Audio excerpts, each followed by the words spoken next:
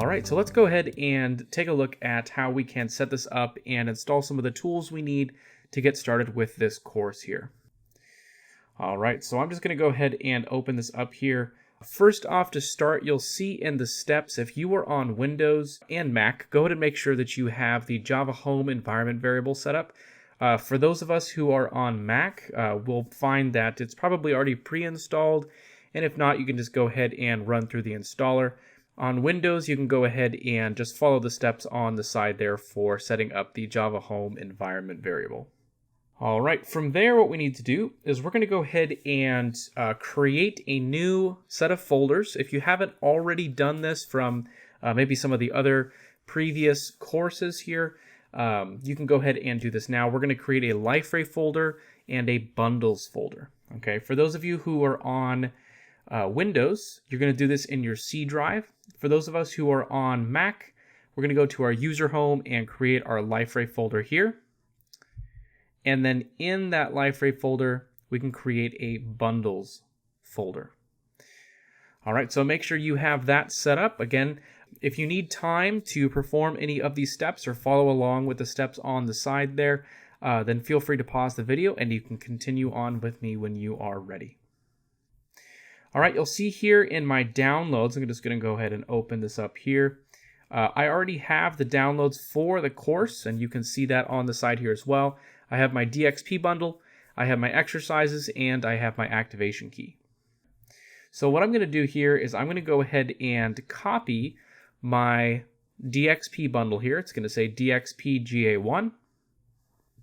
Go ahead and copy that. Okay, and I'm going to go ahead and come to my bundles folder here in my Liferay folder.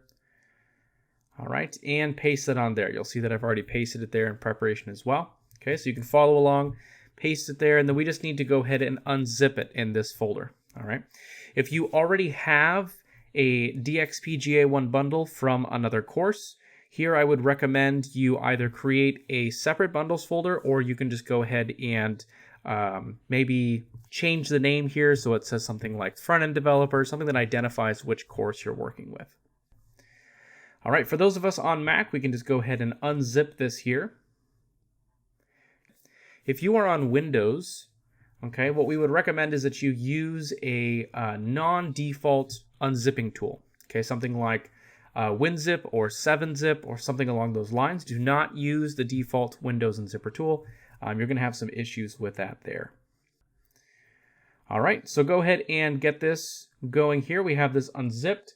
Once we have this unzipped, there's a few things that we need to do. Obviously, we need to get the activation key in our bundle, and we also need to get our exercises set up here as well so that we can install and use some of the tools that we'll be using for this course. All right, so let's go ahead and start with the exercises. I have another tab open here. Again, if you're on Mac, you can go ahead and follow along with me. If you are on Windows, feel free to open up new windows or whatever you guys need to do to make this convenient. All right, and I'm just going to copy my exercises from my downloads folder. Okay, it's going to be the exercises zip that I downloaded from the course page here. Okay, and then I'm going to go ahead and paste it here. Now, what I'm doing is going to be a little bit different than the steps, so feel free to follow along with me. All right, I'm going to actually unzip this at the Liferay folder level. Okay, just so everything is centralized in the Liferay folder. Okay, so now I have my exercises. I can open this up and I will see the different chapters that we'll be working through here. All right, and I'll see if I open up the first chapter, we have some tools that we're going to be using here as well. So to start, let's go ahead and make sure that we have Node installed. You'll see that we have the Node version here for the different operating systems. Okay, so make sure to have this installed. You can walk through the installer. I, of course, already have Node installed, but you can find that in your exercises and in that first chapter. So go ahead and do that. And in order to verify that everything is working as expected, you can go ahead and open up your terminal or command line, and you can run something like node-v to get a version. Should be 8 dot something. And you can also run npm-version here. You should see version 6.x. All right, so from here, what we need to do is we need to go ahead and install Yeoman and Gulp. These are some of the dependencies that we will need to use the Liferay theme generator. So we can go ahead and do that by running the command npm install -g yo-gulp. Now, for those of us on Unix systems, we may need to run sudo. You do need admin access to run this command. So in Windows, you might need to have an admin console. Okay, so I can run sudo npm install -g yo-gulp. And then I'll have to input my password here and let it install. Now, I already have this installed, but what this will do is it will basically start the installation process, check, and let me know that I have all of the dependencies up to date, and I can continue on here.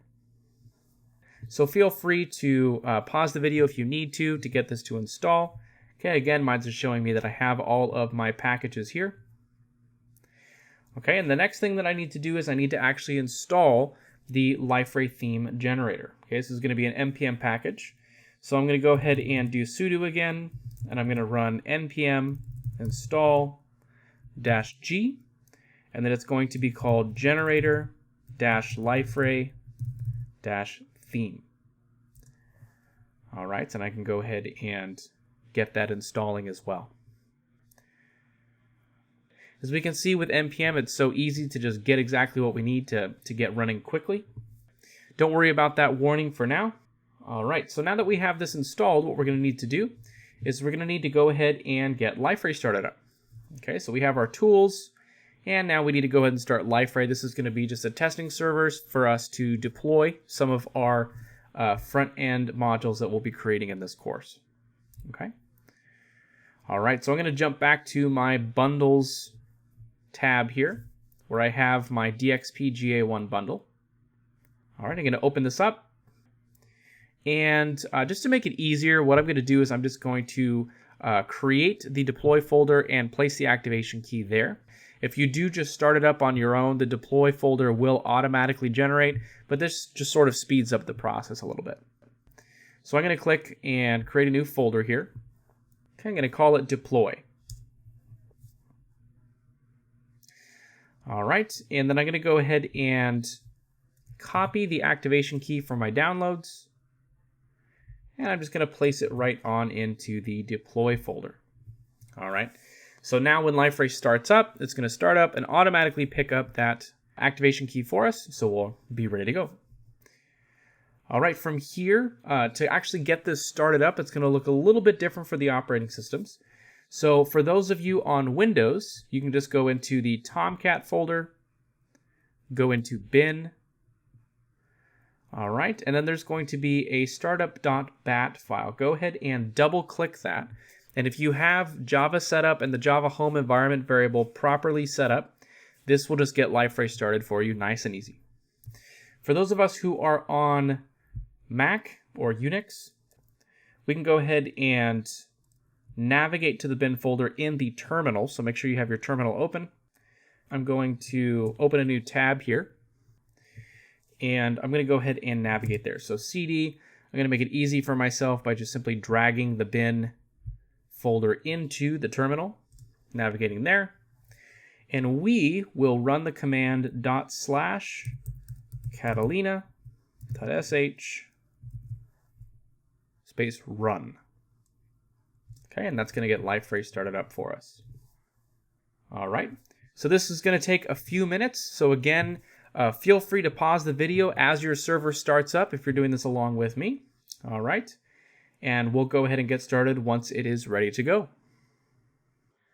All right. So when your server is started up and ready to go, you should see that server start up in some amount of milliseconds. Okay. So shortly after this, you should see a new browser pop up here. Okay. Should say basic configuration, localhost 8080. And here we're going to go ahead and just simply walk through the setup wizard. Okay. All right, so for the portal name, we're going to go ahead and replace this with Livingston Hotels and Resorts.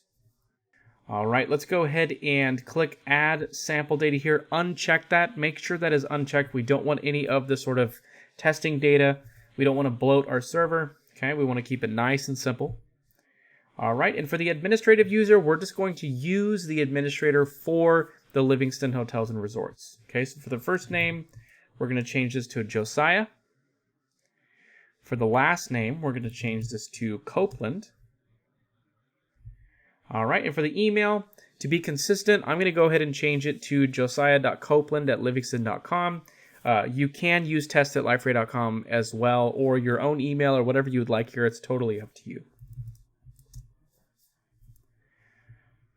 All right, for the database, I'm going to go ahead and just leave it as is and click Finish Configuration. All right, so once we have done that, we're just going to walk through some initial steps here. Okay, there's a Terms of Use placeholder here. We can just click I agree. All right, for the password, go ahead and type in something really complicated like test. Make it nice and secure.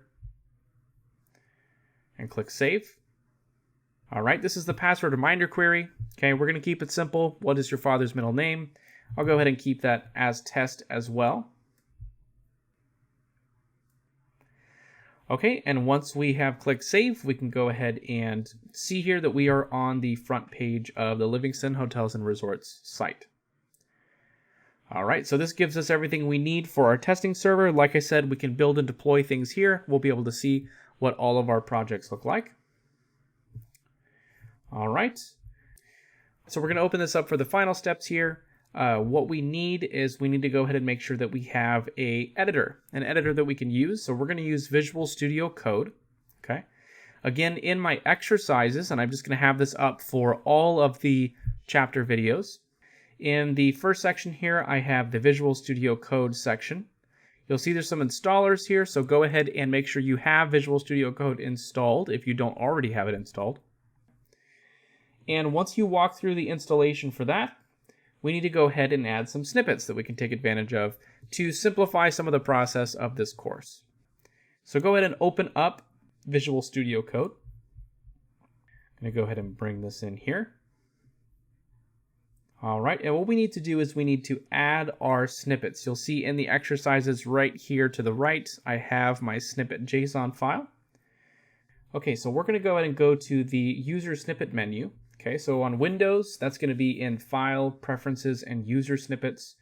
For those of us on Mac, this is going to be in the Code section here. We're going to go to Preferences and User Snippets. All right, and we want to go ahead and click on New Snippets here. Okay, so there's going to be a new Global Snippets file. All right, and what we're going to do is we're going to name it LFR-front-end. Okay. And go ahead and click Save.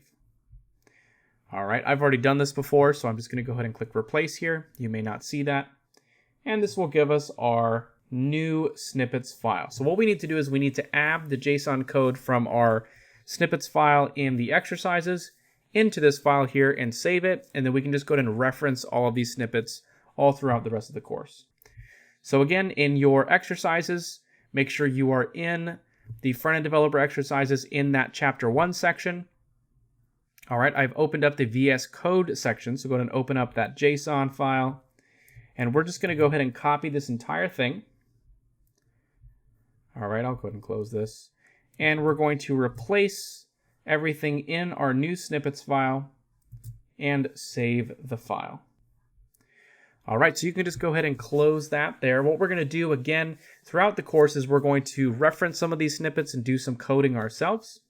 But with all of this set up, we are good to go. So make sure you have your Liferay instance running. Okay. Make sure you have your node set up. We have Yeoman and Gulp installed. We have the Liferay theme generator, which we will be using to create and package and deploy our new modules for Liferay. And we also have our Visual Studio Code that we'll be using as well. All right, so make sure you have all of that set up, and I will see you in the next chapter.